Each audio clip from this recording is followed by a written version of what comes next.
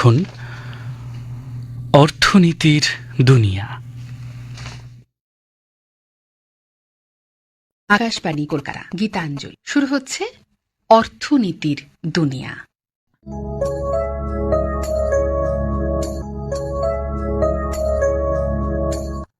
আজকের অর্থনীতির দুনিয়ায় শুনবেন ভারতের আর্থিক উন্নয়নে সৌরশক্তির ভূমিকা, এই বিষয়ে আলোচনায় অংশগ্রহণ করছেন প্রভাত কুমার কলেজ, কন্টাইয়ের সহকারী অধ্যাপক দিব্যজিৎ মুখোপাধ্যায় এবং প্রভাত কুমার কলেজ, কন্টাইয়ের সহকারী অধ্যাপক তাপস কুমার ত্রিপাঠী।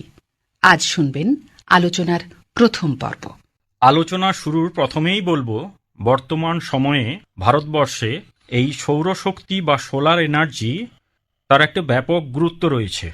আমাদের দেশ প্রধানত গ্রীষ্মপ্রধান দেশ, আর সারা বছর প্রায় দেখতে পাই সূর্যের আলো, যার ফলে প্রায় ৩,০০০ ঘন্টা সূর্যালোক, অর্থাৎ বলতে পারি ৫,০০০ ট্রিলিয়ন কিলোওয়াট ঘন্টার সমান রয়েছে এই সূর্যালোক।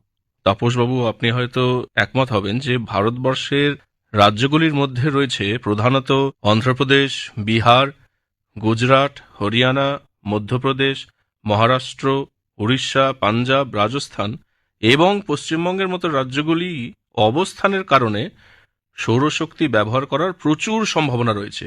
যেহেতু বেশিরভাগ জনসংখ্যা গ্রামীণ এলাকায় বাস করে, তাই এই এলাকায় সৌরশক্তির প্রচারের অনেকখানি সুযোগ রয়েছে। সৌরশক্তির ব্যবহার জ্বালানি কাঠের ব্যবহার কমাতে পারে। ভারতের আর্থিক উন্নয়ন রিনিউয়েবল এনার্জি বা পুনর্নবীকরণ যোগ্য শক্তি হিসেবে সৌরশক্তির ভূমিকা অনেকখানি রয়েছে।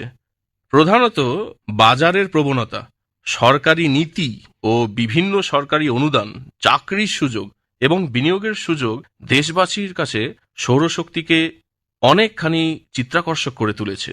এবং বর্তমান সময়ে আপনি একজন বিনিয়োগকারীর কথাই বা বলুন, অথবা সাধারণ শিল্পী ও সাধারণ মানুষ হিসেবে সকলের কাছে এই পুনর্নবীকরণ যোগ্য শক্তি হিসেবে সৌরশক্তির বিষয় সকলের আগ্রহ রয়েছে।